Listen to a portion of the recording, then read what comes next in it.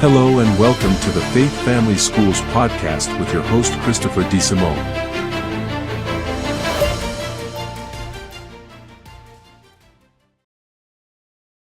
Faith Family and Schools podcast. For all of you who thought we wouldn't be here after the first so many episodes, we're bucking the trend, as we like to say here. Remember, check out faithfamilyschools.com, and of course, you can find us on Spotify, YouTube. Check out the YouTube channel. And again, if you want to please hit subscribe and likes and all that good stuff, and spread the word about hopefully the good work that we're doing here on Faith Family Schools, here on the Live the Dream Media Network. We're live today, so we actually have a phone number if you want to call in. If you 520-373-2059, 520-373-2059. Our good friend Scott is going to pick up the phone. Be nice to him. This is our first live with phone calls.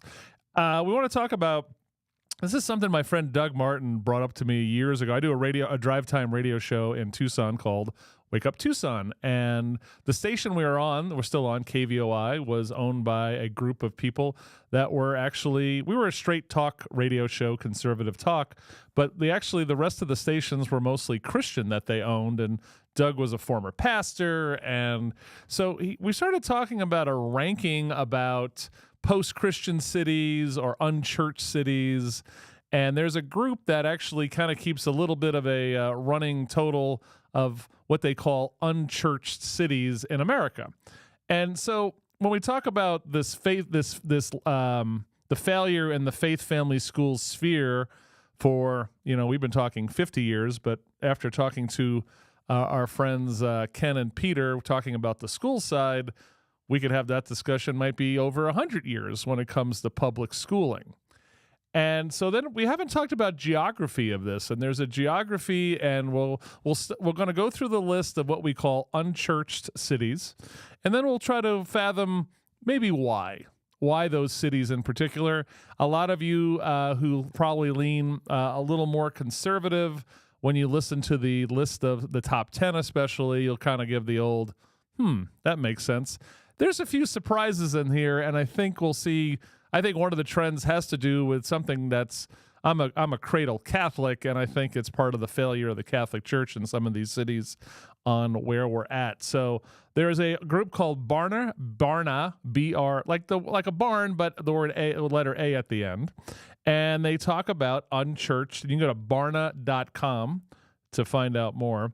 And so they talk about currently 4 in every 10 U.S. adults are what we consider under their definition of unchurched. Okay? Unchurched adults have not attended church service except for possibly a holiday or special occasion, right?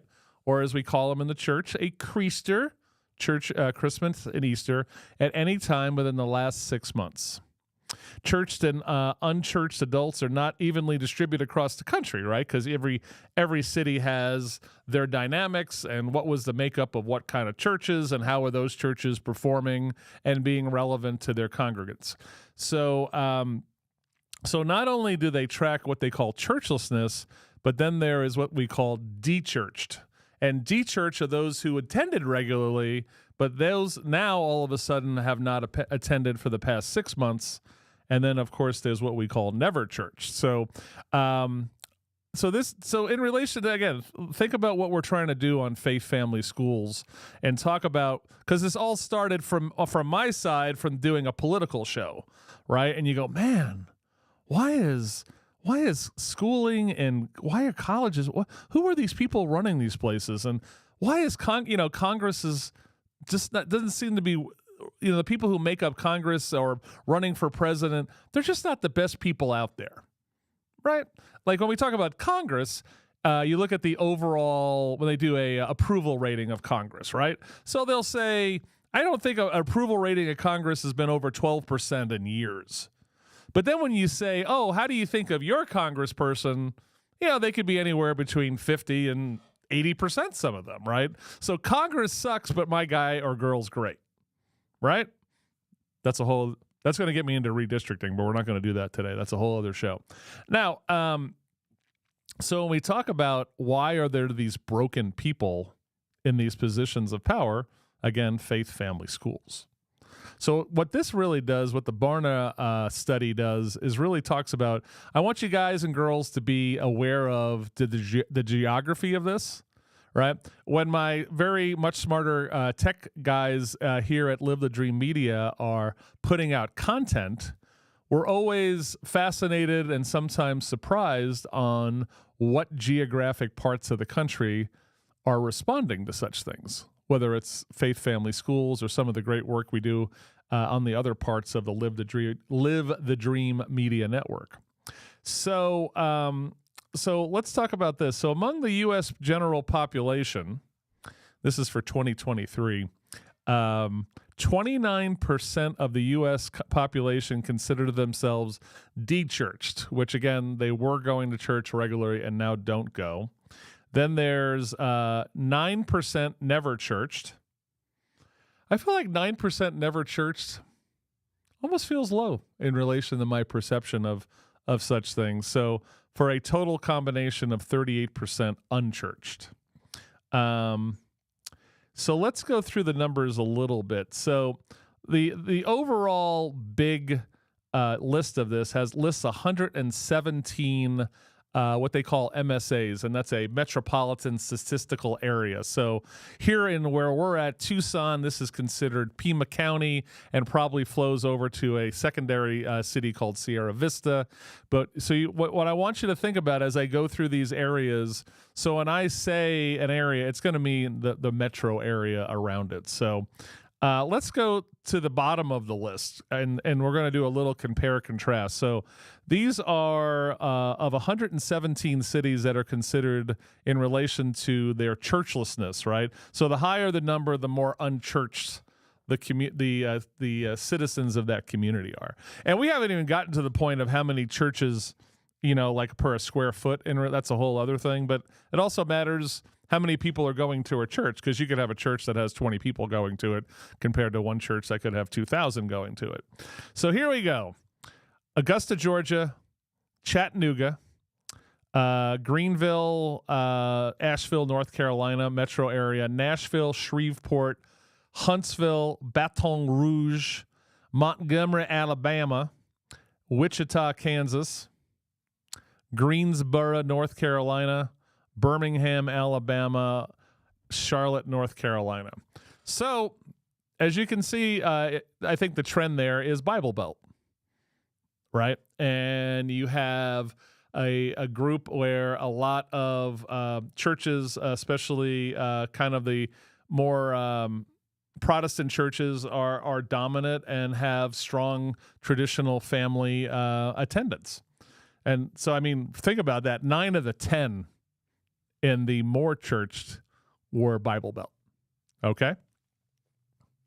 And what we're going to see, let's see where we go the other way. And if you guys if you want me to read you one off for your city, you can let me know. There's 117. That would be bad radio. You can give us a call, 520-373-2059. Let's go to the top. We'll do the top. Let's do the top 15. So, Philadelphia, Pennsylvania. Again, some of these are not going to be surprising. Los Angeles, Portland, Oregon. This is the one that's surprising to a lot of people in my area. Tucson, Arizona is considered one of the most unchurched communities in America. And we'll get to that in a second. West Palm Beach, New York City, Phoenix, Arizona, 100 miles up the road from where we're at. Albany, New York. That was interesting. Albany is more unchurched than New York City, which I thought was fascinating. And this is done on a per capita basis, okay? What else do we got here? We have Seattle, Vegas, Chico, California, Portland, Maine, Boston, Burlington, Vermont, and San Francisco is the number one unchurched.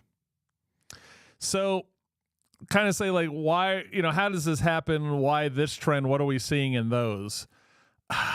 So You definitely have a more liberal population, more liberal government, who feel like they're above such things as faith things. I'm sure they're so smart. We're just all a bunch of superstitious cave people believing in Jesus and God. So I think there's that trend. I think there's the trend of some of these cities, like, I'm going to go to Tucson because I know it the best. So, Tucson, when you say, we have the best Mexican food in America, that's true. But you talk about a lot of Spanish language, Mexican Americans, Catholic churches. One of the most famous things in Tucson is the San Javier Mission, and a guy named Father Kino who helped kind of establish Tucson, right? He was a missionary from Italy, and he set up, from Mexico through this area, set up these missions. And so it seems like it's part of our culture here in Tucson. But what happened was, I can speak honestly about it. I'd say, as I like to say, the Catholic Church can, I speak critically against the Catholic Church on a lot of ways. I'm not going anywhere. They're not kicking me out. Well, maybe they'd like to, but that's okay. I think the failure of the Catholic Church in some of these areas, that especially the last 30, 40 years, has chased a lot of people away from church. Right? I think also, I would also like to see, I should probably go back and look at this list before 2020. Because that was the other part of this thing, right? On the Unchurched is, how many people did we disrupt with the horrible COVID lockdowns? Which in hindsight, they blew it every which way but Sunday. Nothing worse than having a new respiratory virus hit when a guy like Donald Trump's running for re-election. But that's a whole other story. Now, so when you look at this, right, is what did it look like pre-COVID? Because there are certain churches that buck the trend and say, we're staying open. And then there were other churches. I mean, the Roman Catholic Church in Arizona just gave up, like, we're okay, we're shutting down. And then other churches stayed strong. And what was really disturbing about that was the pretty miserable Attorney General of Arizona, a guy named Mark Brnovich. One of the first things he did, this is one of the better things he did, in that first 30 days of COVID, said the U.S. Constitution guarantees freedom of religious practice, expression, and that includes that the churches can stay open no matter what a governor or county health department said. But what happened was a lot of churches, they were like, we have a senior population, and it's fine. You could have do both. Keep the church open, and if you're really, for your people who are scared, you did the video service, right?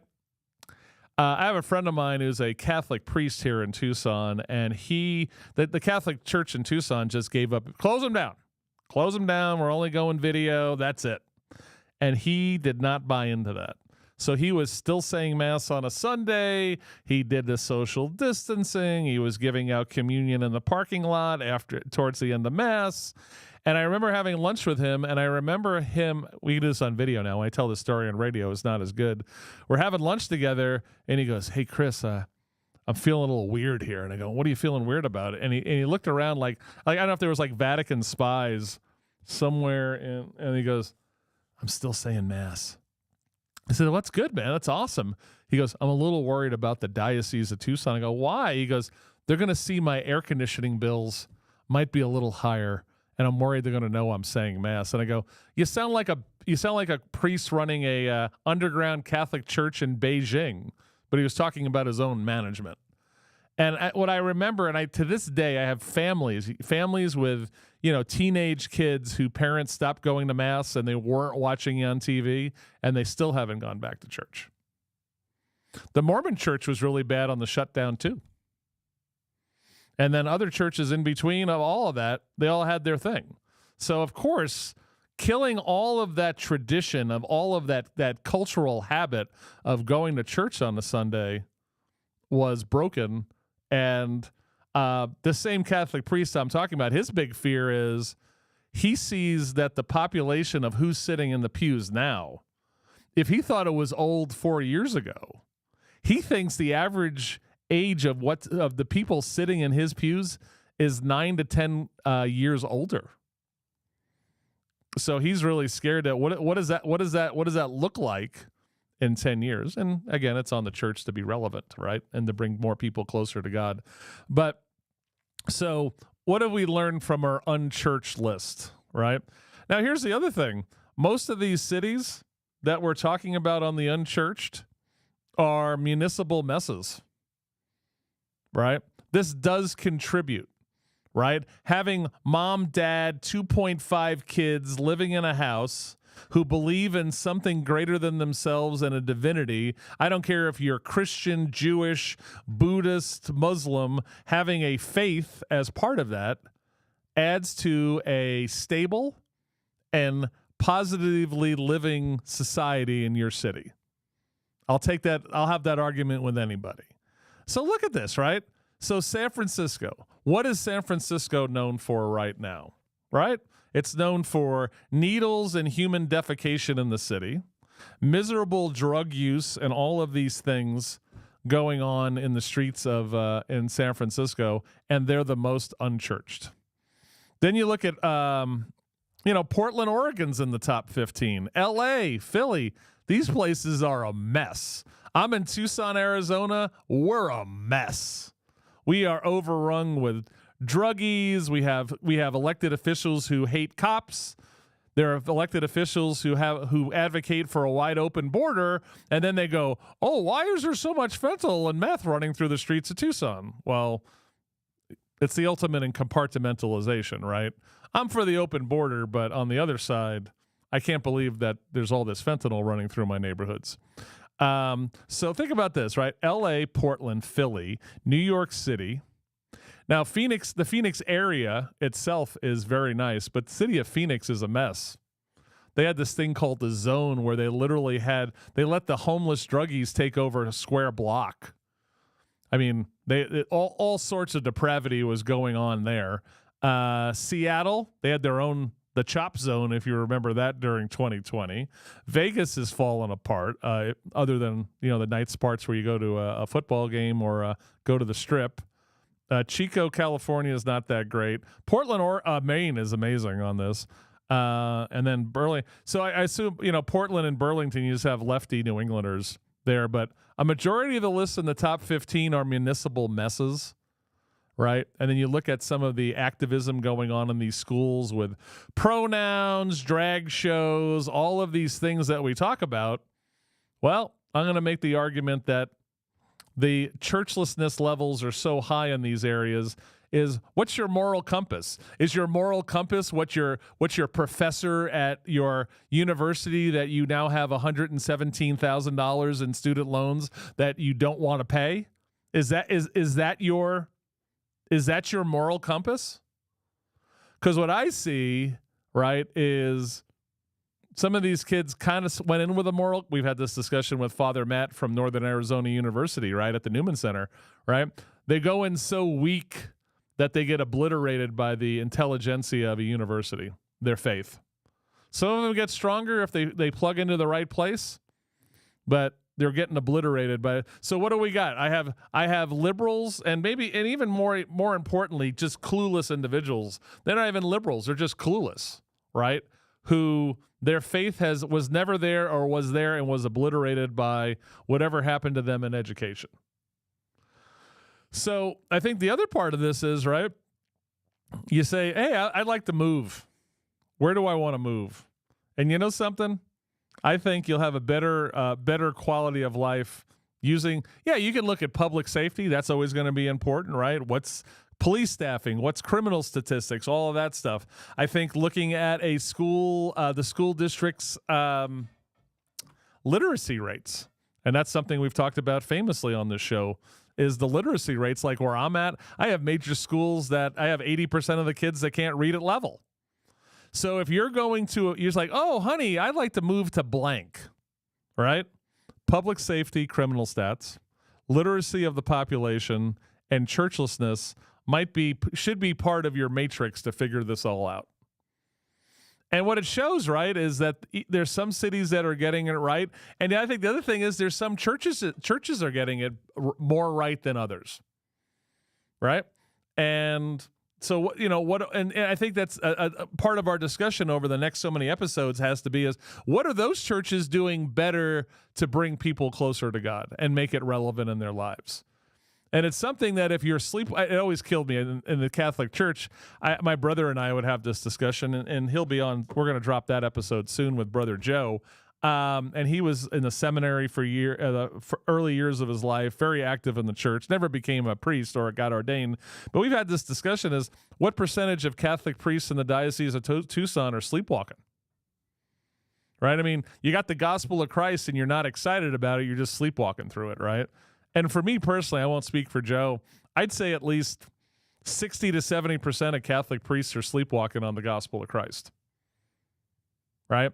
And they don't know how to build community within their church. And so I think the lessons from today on the ranking of churchlessness is it's such an important part of the fabric of your community, and you should pay attention to it.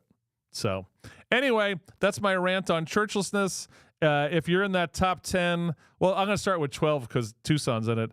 Tucson, West Palm Beach, New York City, Phoenix, Arizona, Albany, New York, Seattle, Las Vegas, Nevada, Chica, California, Portland, Maine, Boston, Mass, Burlington, Vermont, and San Francisco. And you say, geez, my city, I'll do the Fred Willard from A Mighty Wind. What happened? I think your churchlessness might be part of that problem. So, all right, that's Chris's rant for the day. You guys have an amazing day out there in America. And again, faithfamilyschools.com, info@faithfamilyschools.com. faithfamilyschools@gmail.com. If you have any comments or anyone you'd like to suggest for an interview or topics or things you want us to look into in this realm of discussion, love to hear from you. And again, if we don't fix Faith Family Schools, America is just going to keep sliding. I know all of you are all excited about Trump v. Biden, and I get it. But whoever runs the government, if you're a Republican and you get, I'll keep saying this, my broken record, you get the Senate and the House and Donald Trump's the president, how long will whatever they do last? Because what we've learned is when things like this happen, whether it's infighting or broken people who are infighting, there's speed bumps as America keeps devolving, right? We devolve security-wise, we devolve economically, we devolve, of course, morals, right? And on top of that, we add $1 trillion of debt now every 100 days. And if we're not strong on Faith Family Schools, it's going to be worse than you could ever think. So get in there, guys. Learn, go to school board meetings, and figure out the faith part of your life because you're going to need it. So anyway, thank you for watching and listening. And again, all you guys and girls have an amazing day out there. This is Christopher DeSimone.